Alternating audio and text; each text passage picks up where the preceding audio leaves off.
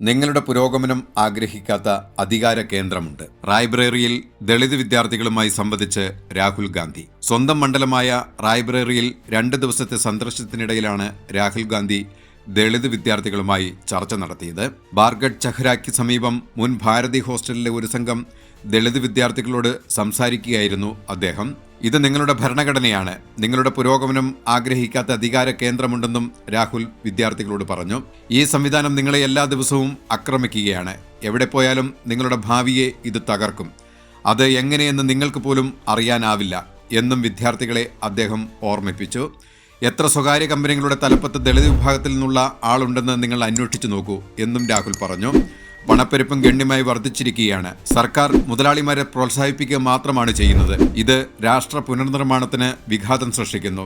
ഇത് നിങ്ങൾ മനസ്സിലാക്കി പ്രവർത്തിക്കണം എന്നും രാഹുൽ കൂട്ടിച്ചേർത്തു.